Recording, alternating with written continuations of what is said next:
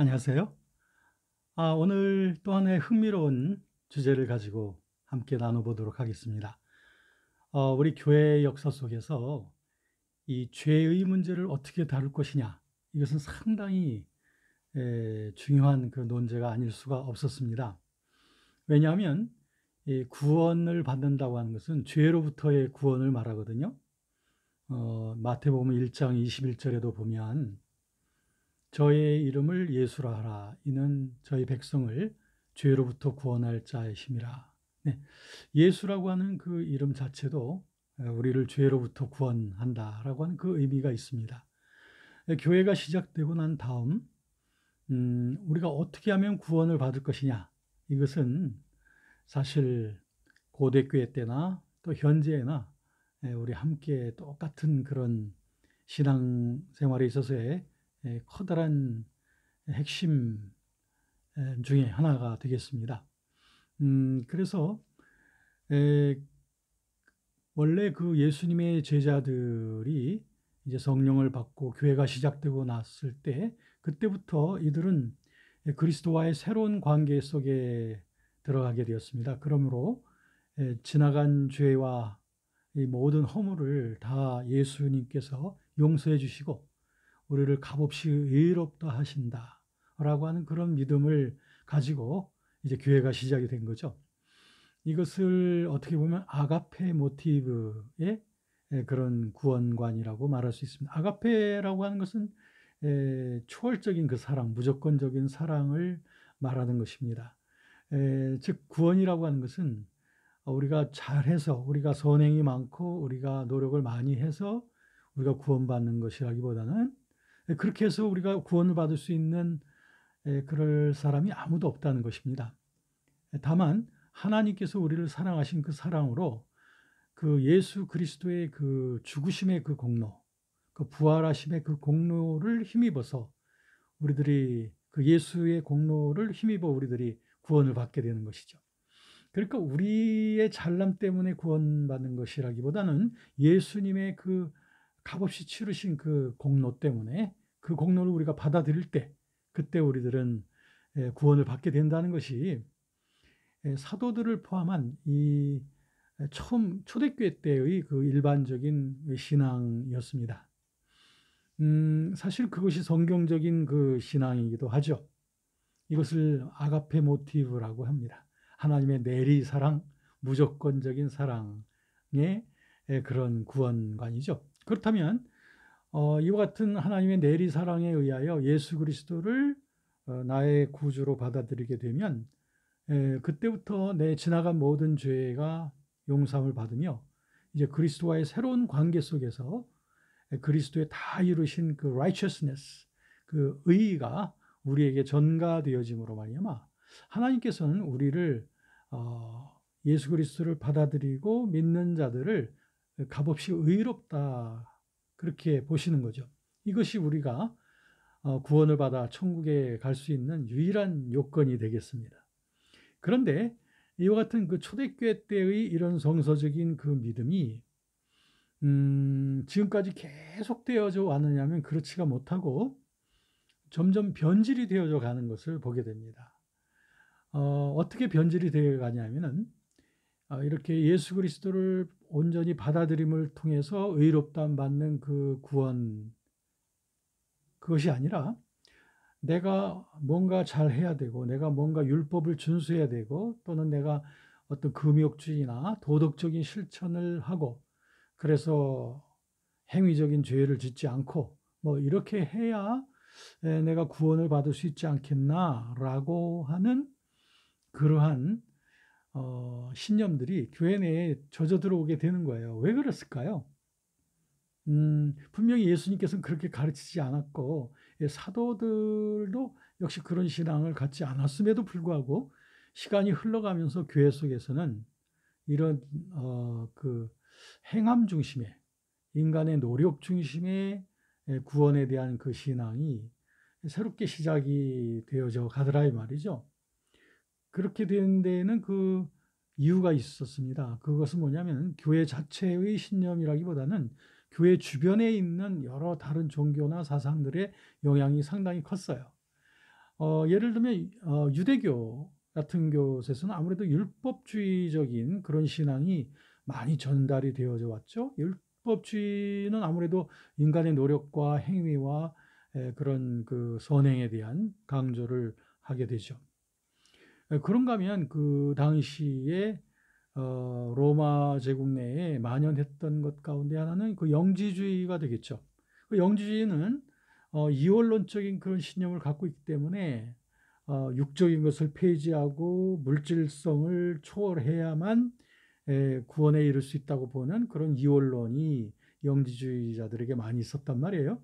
그러다 보니까 이 영지주의에 알게 모르게 영향을 받은 기독교 신앙인들 가운데 그런 영지주의적인 그 이원론적인 금욕주의적 그런 구원 신앙을 갖게 되는 사람들이 많이 생기게 된 거예요. 그러다 보니까 이 금욕주의, 뭔가 좀 금욕을 해야 고기도 먹지 않고 또는 독신 생활도 하면서 뭔가 사회로부터 고립되어진 어떤 그런 신비적 생활을 해야 구원을 받지 않겠나라고 하는 이런 신비주의가 점점 시작이 되는 거죠. 금욕주의도 시작이 되죠. 그런가 하면 그 당시에 또 스토아주의 철학이 상당히 만연해 있었단 말이에요. 그 스토아주의 철학에서는 아무래도 도덕주의 성향을 상당히 강조하는 이러한 그 철학이었습니다. 그러니까 이 스토아주의라든지 영지주의 또 유대교라든지 이런 여러 종교나 여러 사상들 이런 도덕 체계의 영향을 받아가면서 순수했던 그 구원 신앙이 점차적으로 도덕 중심적으로 또 인간 중심적이고 행위 중심적인 그러한 그 구원론으로 자꾸 변질되어져 가는 것을 보게 됩니다. 그러다 보니까 이 죄에 대한 관념, 오늘 제가 처음부터 화두로 시작했던 것이 이 죄 문제인데요. 그러다 보니까 교회 내에서 이 죄에 대한 문제들이 이제는 그리스도를 믿음으로 의롭다함 받아 모든 죄 문제가 해결된다는 그런 것이 아니라 뭔가 내가 지은 죄는 내가 이것을 해결해야 되고 아니면 배상을 하든지 아니면 참회를 하든지 뭐 아니면은 내가 지은 죄에 대한 모든 형벌을 받아야 된다라고 하는 이런 의식들이 생기게 되는 것이었습니다. 그러다 보니 세례, 베프티즘, 이 세례에 대한 그 의식들도 점차 변질되어져 가는 거예요. 왜 그러냐면 처음에 초대교회 때 그 세례라고 하는 것은 예수님을 믿는 사람들이 이제 예수님을 믿게 된 사람들이 많은 믿는 자들 앞에서 내가 이제 예수님을 믿게 됐습니다라고 하는 것을 고백하는 그런 공식적인 또 공개적인 그런 의식이 세례였습니다. 그러니까 세례를 받기 전에 예수 그리스도에 대한 그 믿음을 분명하게 고백을 하고 그리고 죄를 주님 앞에 자백하고 그렇게 해서 세례를 받곤 했던 거죠. 그렇기 때문에 이 처음에 그 세례 관념은 세례 자체가 무슨 그 죄를 씻어내고 구원을 주는 그런 의식이라고까지는 생각을 안 했던 거죠.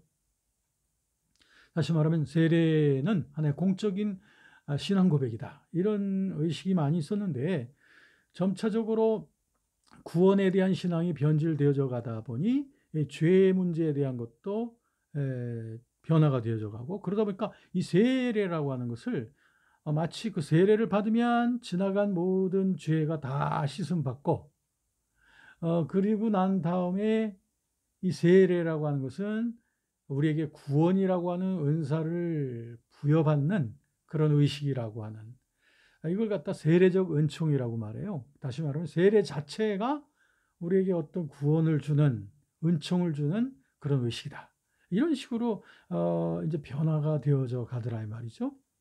이것은 분명 그 성경에서 말하는 그 세례에 대한 그런 관념하고는 상당히 차이가 있는 것인데 이런 의식이 자꾸 생기게 된 이유가 뭐죠? 그것은 바로 구원에 대한 신념이 잘못 변질되어져 가기 때문에 따라서 이렇게 변해져 가는 거죠. 그러다 보니까 이제 그 초창기 그 사도들의 신앙과 좀 다르게 사도들의 그 제자들인 그 사도 교부들, 그러니까 주후 제2세기가 되어져 가면서 사도 교부들의 신앙 속에는 이 잘못되어진 변질되어진 이런 구원관념이 그들의 의식 속에 많이 나타나는 것을 그들이 쓴 저작들을 통해서 얼마든지 우리가 볼 수가 있습니다. 그래서 보통 사도 교부들의 서신들을 보면은 거기에 세례받음으로써 지나간 죄가 씻음받고 구원의 은사를 받고, 그리고 세례받고 난 다음엔 더 이상 죄를 지어서는 안 될 것이다, 이런 그 문헌들이 많이 발견되는 것을 보게 됩니다. 그러니까는 당시에는 세례받으면 지나간 죄는 일단 다 씻음받는다. 그 다음에 세례받고 난 다음부터는 그때는 죄 짓지 말고 살아야 될 것이다, 라고 하는 이런 그 관념들이 자꾸 생기게 되는 거죠. 그럼 한번 생각해 보세요. 여러분들이 아마 그 당대의 사람들이었다고 생각해 보십시오. 그래서 여러분들이 신앙을 고백하고 세례를 받았어요.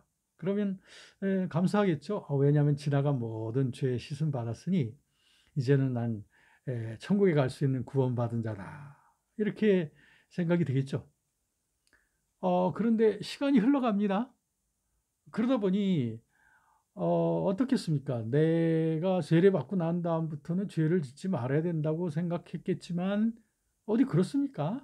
세례받고 난 다음에도 생각과 말과 행동으로서 여러 죄들을 자꾸 짓게 되더라, 이 말이죠. 그러면 어떻게 되는 거예요? 세례받고 난 다음에 지은 죄들은 도대체 어떻게 되는 거냐? 그러면 이 모든 죄들은 이제 다 형벌을 받고 이 모든 죄들을 다 배상하고 뭔가 그 치러야 된다는 그런 생각을 갖게 되죠. 그러다 보니 세상 살면서 이 죄를 짓는 이런 신자들이 마음속에 자꾸 어둠이 깃드는 거예요. 왜냐하면 내가 세례받고 난 다음에도 이런 죄 저런 죄를 많이 지었는데 이걸 도대체 어떻게 하지? 이런 죄들을 그대로 갖고 내가 죽으면 내가 천국에 갈 수 없을 텐데, 라고 하는 그 두려움이 결국 이 고대 교회 그리고 중세 시대의 크리스천들 마음속에 지배를 하는 거예요. 그러다 보니 구원에 대한 기쁜 즐거움보다는 이제 앞으로 다가오게 될 그 형벌과 구원받지 못할 것에 대한 두려움, 이것이 그들의 의식을 자꾸 검은 구름을 끼게 만드는 거 아니겠습니까? 자, 그러면 어떻게 해야 될까요? 세례받고 난 다음에 짓는 죄들, 그 많은 죄들을 청산하지 못하면, 그러다 보니까 사람들에게는 이제 자선이라든지 분에 넘치는 선을 행하면 그 넘치도록 행한 그 선의 그 공로 때문에 내 죄가 좀 감해질 수 있을 것이다, 라고 생각하는 이런 배상의 교리가 자꾸 발전되어져 가고, 더 나아가서는 말이에요. 놀라지 마십시오. 이들의 의식 속에서 뭔가 죽음 이후에 내가 지옥에 갈 수는 없지만 그렇다고 해서 내가 천국에 갈 만큼 내가 깨끗하지 못하다, 라고 하는 이런 의식 속에서 자연스럽게 이분들의 기대치가 어디에 향하게 되냐면, 지옥에 갈 수는 없지만 천국에 가기는 아직 준비가 안 됐다. 그렇다면 죽음 이후에도 뭔가 그 천국에 갈 수 있을 만한 그런 어떤 연단을 받고 훈련을 받는 그런 상태 또는 그런 장소가 있을 법하다, 라고 하는 그런 기대치들이 점점 생겨나게 되는 거예요. 자, 뭘 말하는지 아시겠죠? 그런데 이런 기대치와 함께 거기에 철학적으로 또 이방 종교에서 영향을 받게 되는 게 뭐냐면, 이 플라토 철학에 보면은 이 죽음 이후의 그 윤회 또는 계속적으로 그 운동하는, 죽음 이후에도 계속 자신의 완전한 구원을 향해서 운동해 가는 그런 다음 세상에 대한 그런 의식들이 플라톤 철학에 있단 말이죠. 그것이 결국엔 연옥 사상의 그 모체가 되어져 갑니다. 기독교인들이 이제 죄에 대한 두려움과 함께 내세에 대한 불안감과 함께 그것을 해소하기 위하여 그것을 차용하게 되어지는 것이 플라톤적인 그 연옥관념입니다. 그래서 이 중세 시대의 그 기독교인들 속에는 이제 천국과 지옥 사이에 하나의 중간 상태가 있어서 그 상태 속에서 내가 충분히 연단을 받아서 purgatory, 연옥이라는 것은 purgatory라고 하는데요. purgatory 한다는 것은 purge, 그 깨끗게 한다라고 하는 그런 뜻이 있단 말이에요. purgatory 하면 깨끗하게 하는 장소, 이게 바로 연옥이 되는데요. 그러니까 자연스럽게 이 사람들의 믿음 속에는 지옥과 천국 사이에 하나의 연옥이라는 상태가 있을 법하다라고 하는 그런 기대치가 점차적으로 이 신념이 확대되어 가면서 마침내 그 중세 시대 그 그레고리 1세 교황 같은 사람은 그들의 그 기대치들을 모아서 그래서 이제 연옥에 대한 사상을 좀 더 확고히 해서 교회 앞에 발표를 하게 되는 거죠. 그러니까 그레고리 1세 교황이 이렇게 그 활동을 하던 게 한 5세기 말 6세기 6세기인데요.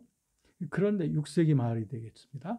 그런데 그 이전에도 이런 그 연옥에 대한 그 기대치와 신념들은 점차적으로 확산되어져 가다가 이제 그레고리가 좀 더 확고하게 이것을 말하게 되는 거죠.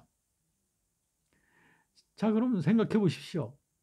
구원에 대해서 성경적인 그 믿음이 점차 탈선되어지다 보니 구원에 대한 신념 자체가 잘못되어지고 그 다음에는 죄에 대한 관념도 잘못되고 그러다 보니 이제 배상에 대한 교리도 생기고 그 다음에 연옥에 대한 교리도 만들어져 가는 이런 모습을 보면서 그러면 연옥에 대한 이런 신념이 성경에 근거가 있느냐 하면 없습니다. 신구약 66권에 연옥에 대한 그런 확언은 전혀 없고 대개 이제 그 이것은 연옥을 유추하는 그런 말씀이 아닐까라고 하면서 나중에 그 연옥 교리가 만들어져 가면서 거기에 지지가 되어질 만한 성경 구절들을 이제 뽑아내기 시작한 거죠.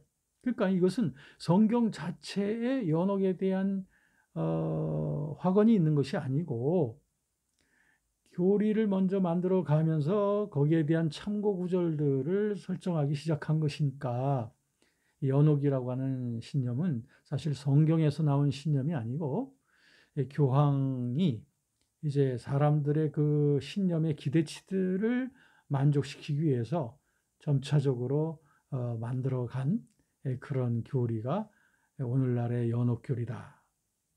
물론 우리 개신교에서는 연옥설을 인정하지 않죠. 왜냐하면 성경에도 없으니까요.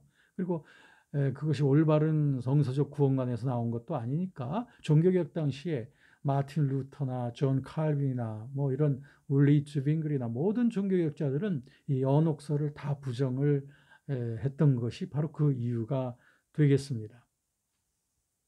자, 그러면 이런 잘못된 구원관으로부터 이렇게 마치 옷에 단추를 한번 잘못 끼다 보면 다른 단추도 다 단추구멍을 잘못 들어가게 되는 것처럼 말이에요. 이런 잘못된 교리들이 또 만들어지게 되어지고 그런가 하면 또 흥미로운 것은 말이죠. 죄에 대한 그 구분이 생기게 되는 것을 보게 됩니다. 죄에 대해서 사실 죄라고 하는 것은 그 하나님께 대한 불순종이 그 원인이 되어서 시작이 되는 것이고 죄라고 하는 것을 큰 죄와 그러니까 대죄와 소죄, 큰 죄와 작은 죄를 이렇게 나눈다는 것은 사실은 그 성경적인 그런 그 근거를 보기가 쉽지 않습니다. 물론 죄라고 하는 것을 이렇게 둘로 나누어서 구분해서 다루는 그런 경향은 있어요. 다시 말하면 죄에 큰 죄가 있고 작은 죄가 있다고 하는 그런 나눔이 아니라 죄의 어떤 동기나 그 나타나는 양상에 따라서 바꿔지는, 다시 말하면 구약 시대에도 뭐 속죄죄와 속건죄의 그런 제사 양식이 많이 틀렸고요. 이런 것들은 이제 죄의 동기나 양상에 따라서 이렇게 나누게 되는 것이고요. 또 신약 성경에도 보면은 죄에 대해서 이제 용서받을 수 있는 죄, 또 또 용서받지 못할 죄, 뭐 이런 얘기들이 나오는데 그것이 대죄와 소죄의 구분은 아닙니다. 용서받지 못할 죄가 그리스도 안에서는 없어요. 그런데 단 한 가지 용서받지 못할 죄가 있다면 그것은 뭐냐면 그리스도를 끝까지 받아들이지 않는 죄. 그러니까 우리에게 그 성령께서 이제 그리스도를 모셔드리라고 자꾸 감동을 주시는데 그런 감동을 끝까지 저버리면서 예수 그리스도를 받아들이지 않는 죄. 그것은 용서받지 못할 유일한 죄가 되겠습니다. 그 나머지 모든 죄들은 사실 우리가 많은 죄를 지었지만 그래도 예수 그리스도께서 우리를 위해서 이루신 그 대속의 그 공로에 비하면 그건 아무것도 아닙니다.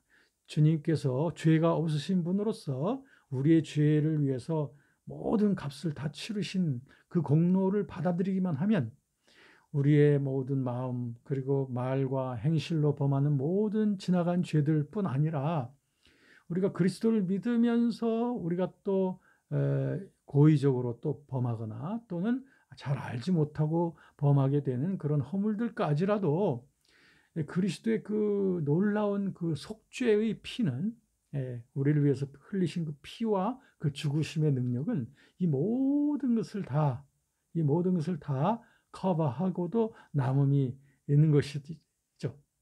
자, 그런데 고대교회 때는 이 잘못된 구원관이 어디까지 가지를 치게 되냐면, 내가 죄의 문제를, 이런 죄들을 계속 지면은 내가 지옥, 아니면은 그 연옥에 가게 될 터인데, 그런데 이 모든 죄가 다 연옥에 가게 되는 그런 죄일까?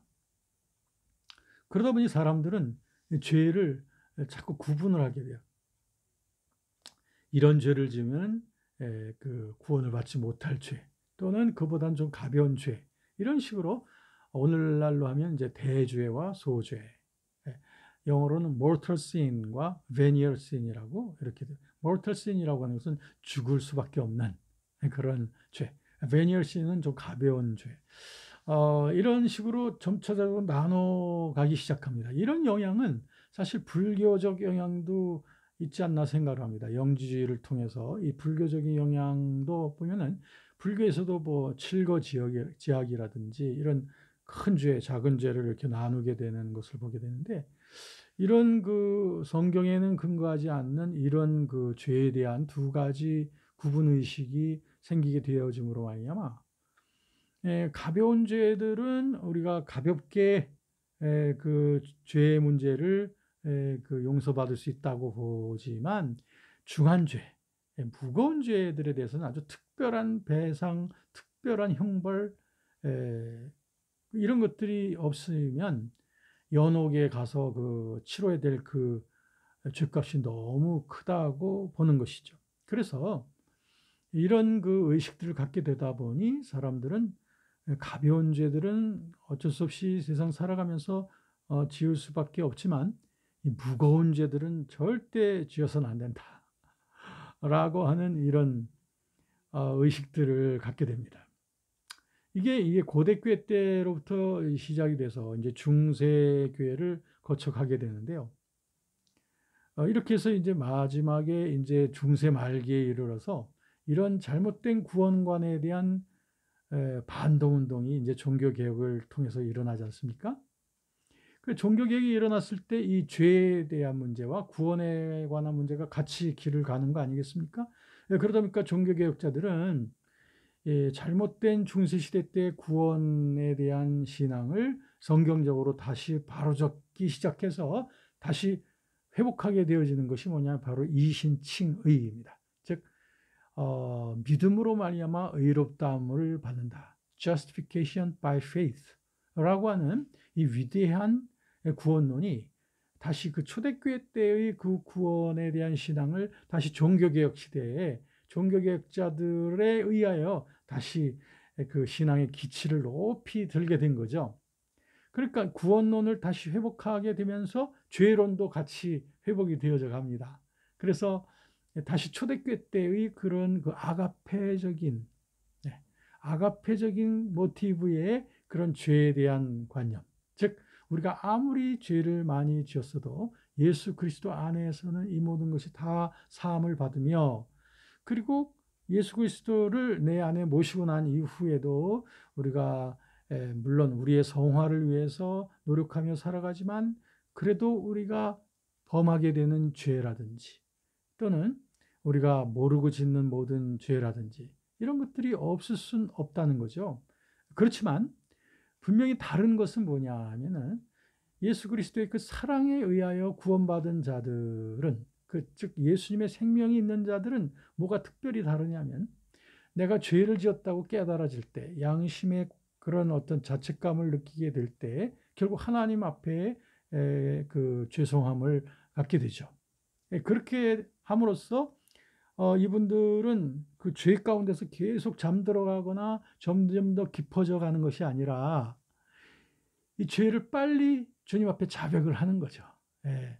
내 모든 죄를 진심으로 자백을 하고, 그리고 예수 그리스도께서 용서해 주시는 그 은총을 다시 힘있게 되는 거죠. 이게 틀린 점입니다. 그러니까 참으로 거듭난 자들, 참으로 구원받은 자들은 이 죄를 계속 끌어안고, 죄를 계속 끌어안고서 하나님을 섬기는 이 두 가지를 동시에 하기가 어렵죠. 양심의 고통이 있죠. 그렇기 때문에 죄 문제를 자백을 하게 되는 거예요. 이것이 죄의 고백입니다. 죄의 고백이에요.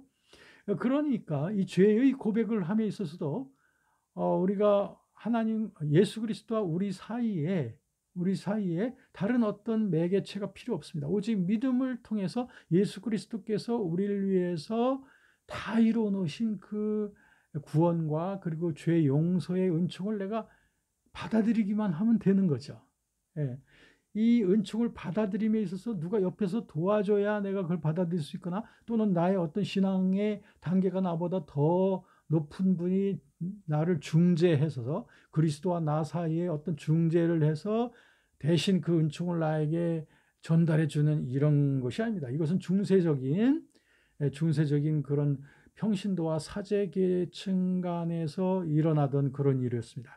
중세시대 때는 평신도와 그리스도 사이에 이 사제계층이 있어서, 이 사제계층이 결국엔 그리스도의 은총을 받아서 평신도들에게 이렇게 나눠주는 그런 특권의 그 계층이 바로 사제계층이라고 생각을 하고 그렇게 가르쳐 왔던 거죠. 그런데 종교개혁을 통해서 이것은 아니다. 이건 성경적으로 볼 때 우리들은 다 그리스도 앞에서 만인이 모두 다 제사장적이고 거룩한 나라이고, 우리들은 누구든지 나의 죄를 주님 앞에 자백하기만 하면 그리스도의 그 보혈이 나를 깨끗게 알고 나의 모든 불의에서 나를 정결케 한다 라고 하는 이러한 그 그리스도께 직통하는 그런 믿음을 다시 회복하게 된 것이 바로 종교개혁이 되겠습니다. 여러분, 죄 문제의 용서함 받음, 죄 문제를 어떻게 하면 깨끗이 할 수 있을까요? 네, 다른 길은 없습니다. 오직 예수 그리스도께서 우리를 위해서 다 이뤄 놓으신 이 공로, 그 공로를 내가 숨김없이 그리고 진심으로 받아들일 때, 그때부터 그리스도는 나의 생명이 되는 것이고, 그때 그 시간 이후부터 내가 그리스도와 함께 걸어가는 그 길에서 혹시 하나님 앞에 허물을 범하고 사람들 앞에 혹 죄를 범하게 될 때, 우리들은 그것을 상당히 통렬히 뉘우치면서 주님 앞에서 다시 자백을 하고 다시 고치겠다고 뉘우치면서 주님 앞에 나아가게 되면, 그러면 그리스도의 한없는 그 용서의 은총으로 내 영혼을 맑게 씻기시고, 나는 마치 죄를 한 번도 짓지 않은 자 같이 하나님께서 우리를 그렇게 그리스도의 공로로 말미암아 우리를 의롭게 보시는 거죠. 이를 통해서 우리들은 값없이 구원을 받고 값없이 죄의 용서함을 받아서 마침내 천국의 영광을 누리게 되는 겁니다. 여러분, 어떻게 하면 죄로부터 깨끗이 될 수 있을까? 이 놀라운 비밀을 여러분들은 소유하셨습니다. 감사합니다.